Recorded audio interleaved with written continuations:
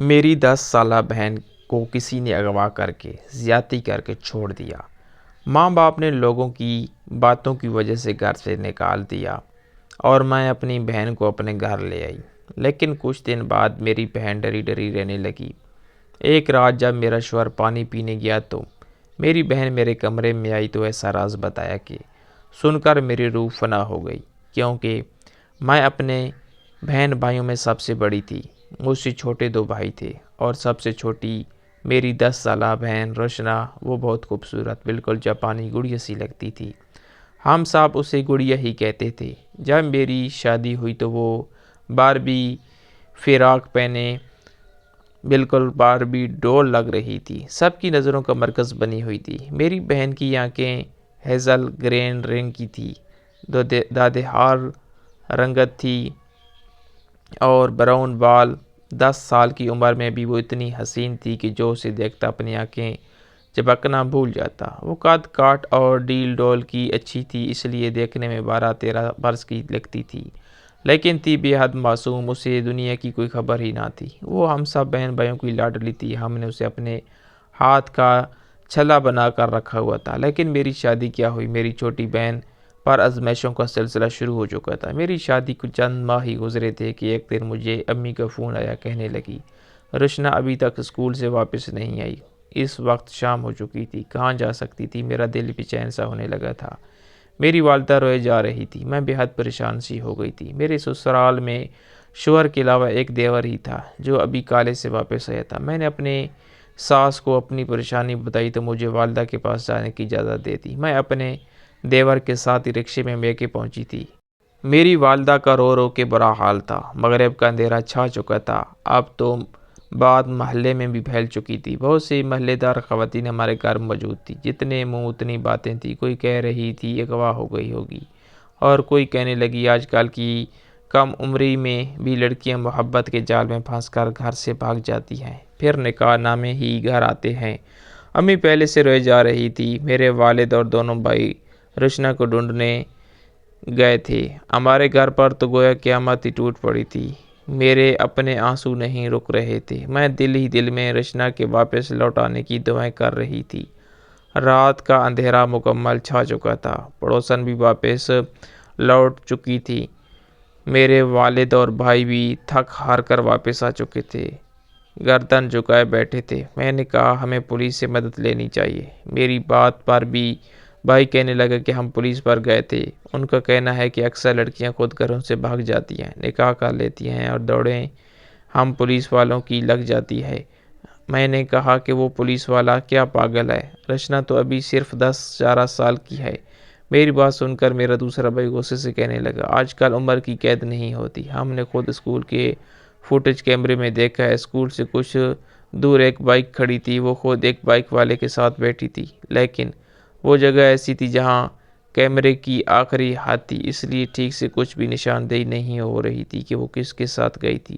لیکن یہ سب نے دیکھا کہ وہ اپنی مرضی سے ایک بائک پر بیٹھ کر گئی تھی۔ اس خبر نے تو ایک طوفان سا برپا کر دیا تھا۔ سب کو لگ رہا تھا کہ روشنا خود کسی لڑکے کے ساتھ بیٹھی دیکھی گئی ہے، اس لیے گھر سے بھاگ گئی ہے۔ لیکن میرا اس بات پر دل نہیں مان رہا تھا۔ وہ تو بے حد معصوم سی تھی۔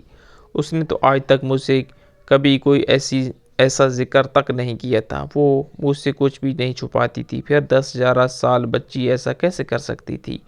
ہم سب کی وہ رات کرب ناک گزری تھی۔ ایک رات ہی کافی ہوتی ہے ایک لڑکی کی بدنامی کا سبب بننے کے لیے، چاہے وہ عمر کی جس مرضی حصے میں ہو۔ رات بھر میرے شوہر کے بھی مجھے فون آتے رہے، کہنے لگے کہ وہ جب سے آفس سے لوٹ کر آئے ہیں بخار میں مبتلا ہے، اس لیے میرے پاس آ نہیں سکتے۔ لیکن وہ مجھ سے بار بار گڑیا کا پوچھ رہے تھے کہ وہ گھر پہنچی کہ نہیں۔ صبح ہوتے ہی وہ بھی وہاں پہنچ گئے۔ انہیں بہت تیز بخار تھا۔ اس کے باوجود وہ میرے بھائیوں سے کہنے لگے کہ ہمیں یوں ہاتھ پر ہاتھ دھرے نہیں بیٹھنا چاہیے، اپنی بچی کے لیے کوشش کرنی چاہیے۔ لیکن میرے باپ بھائی اس ویڈیو کو دیکھ کر ہی اس بات پر یقین کر بیٹھے تھے کہ گڑیا اپنی رضامندی سے کسی کے ساتھ بھاگی ہے۔ میری والدہ کے آنسو بھی اب خشک ہو گئے تھے۔ دوپہر کے وقت ہماری گلی میں ایک شور سا مچا تھا۔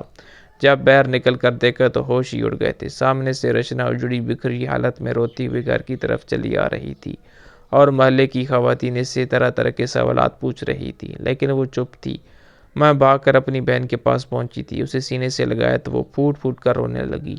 میں اسے جیسے ہی گھر کے اندر لائی، اسے دیکھ کر میرے والد اور بھائی اسے دیکھ کر اشتعال میں آ گئے۔ کہنے لگے یہ ہماری عزت کا جنازہ نکال کے واپس لوٹی ہے، اس لیے ہم اسے کسی بھی صورت اپنے گھر پر رہنے نہیں دیں گے۔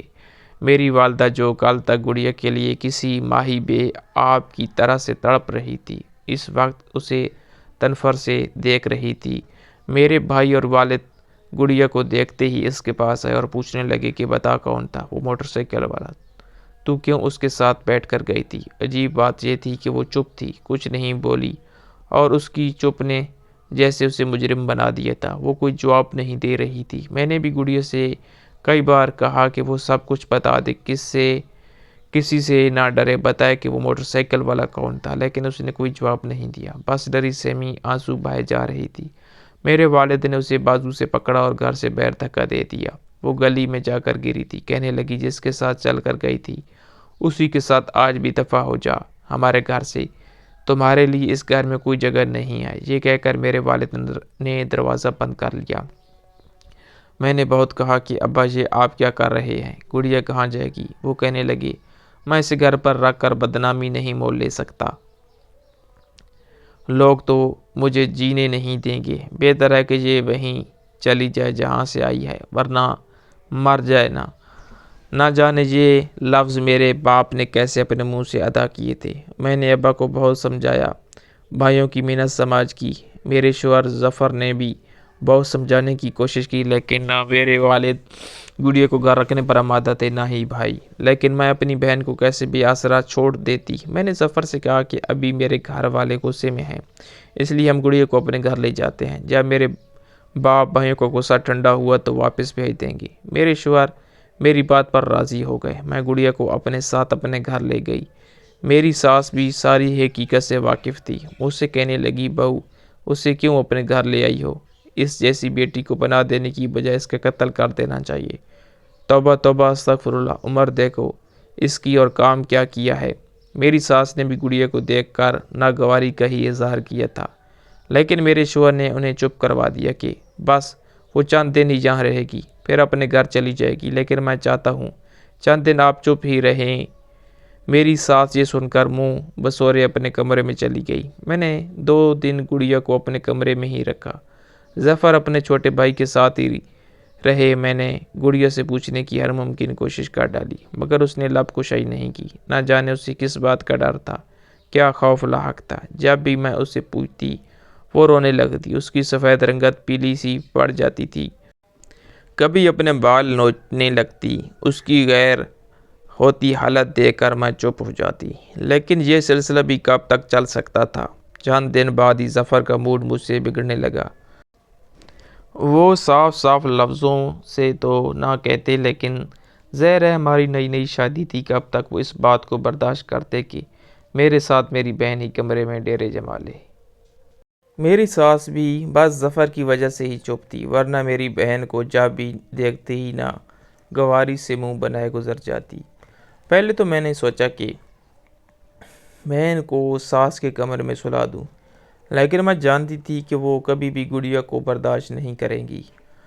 جو بھی ہوا تھا میری بہن کے ساتھ زیادتی تو ہوئی تھی، اس کی ذہنی حالت ٹھیک نہ تھی، اور میری ساس کی چپتی باتیں اسے مزید ذہنی اذیت میں مبتلا کر سکتی تھی۔ اس لیے میں یہ سوچ کر بھی پریشان تھی کہ گڑیا کو رکھوں کہاں۔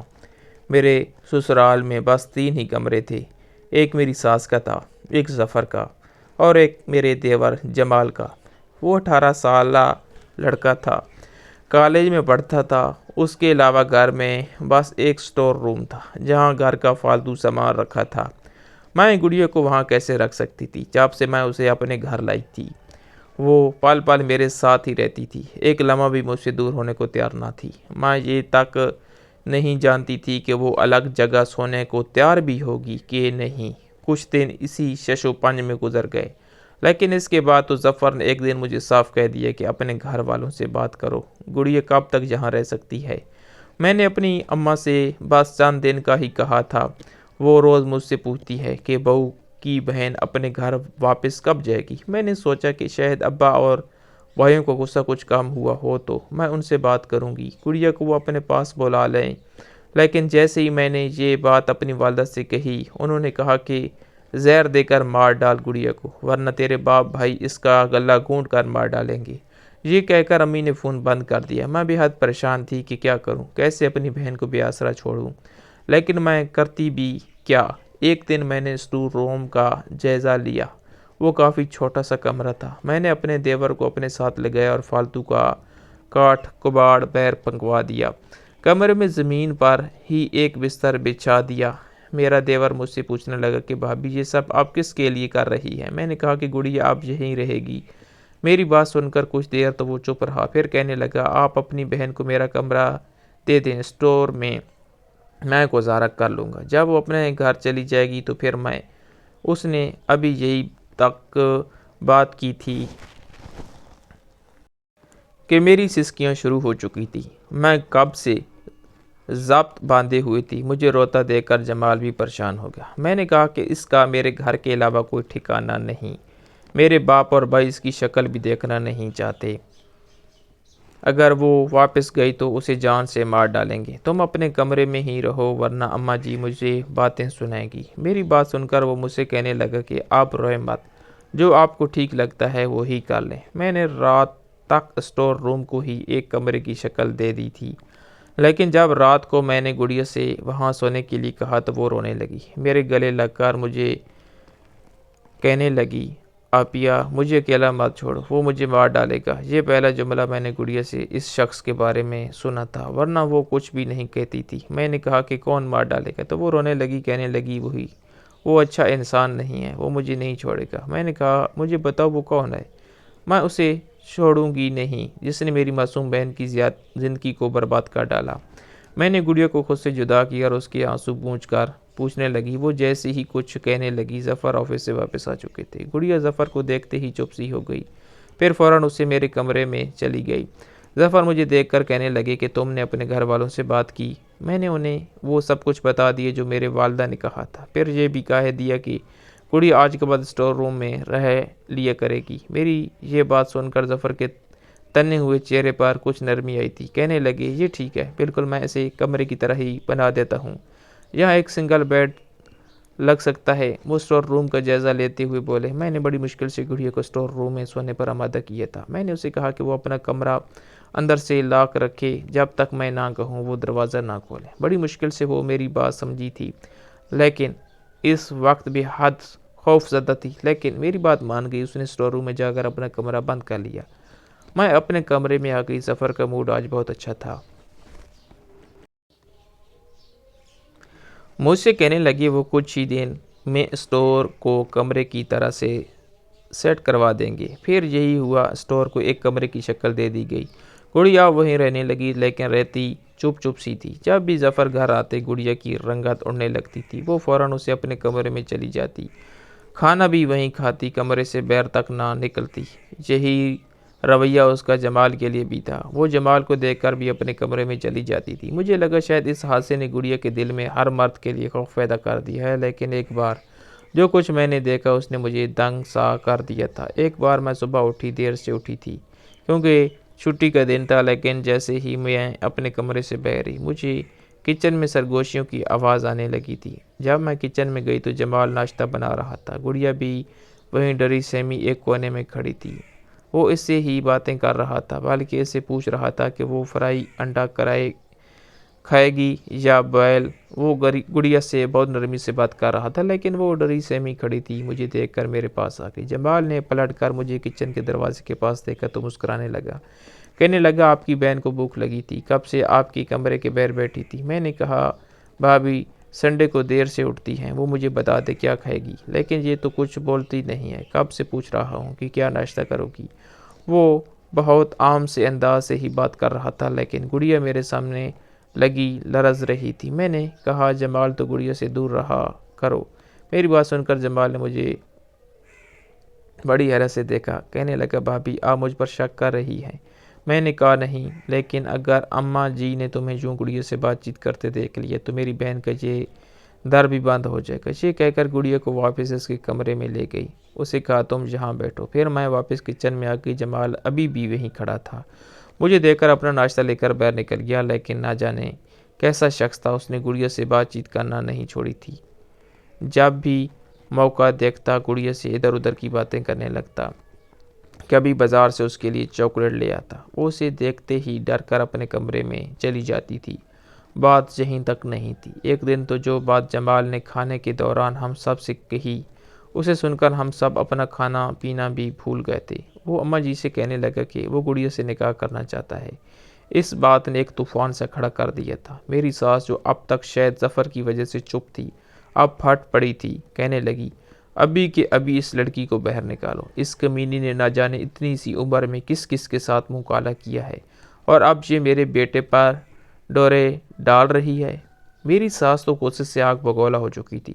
میں تو یہ سن کر سانس لینا ہی بھول گئی تھی۔ جمال کو سوجی کیا تھی ایسی بات منہ سے نکالنے کی؟ شاید اس نے میری اس دن کی بات کا بدلہ لینے کے لیے یہ سب کیا تھا۔ اسے میرا منع کرنا برا لگ گیا تھا، تبھی اس نے یہ نکاح کا شوشہ چھوڑا تھا۔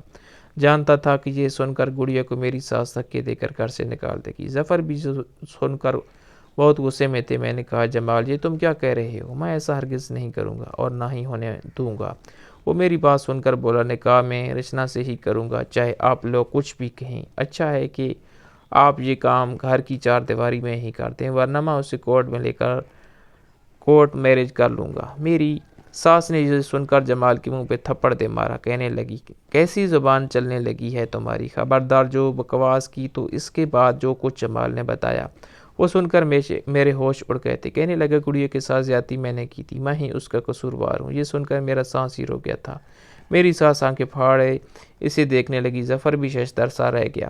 جمال شرمندگی سے نظریں جھکائے بولا مجھے وہ پہلی بار ہی دیکھنے میں اچھی لگتی تھی، لیکن میں جانتا تھا کہ وہ اب کم عمر ہے، اس لیے اماں جی کبھی میری اس سے شادی نہیں کریں گی، اور ویسے بھی اماں جی کو میرے لیے اپنی بھتیجی پسند ہے، اس لیے وہ اس رشتے پر کبھی نہیں مانیں گی۔ پھر جتنی رچنا خوبصورت اور بھولی بھالی تھی، میرے حواسوں وہ چھا گئی۔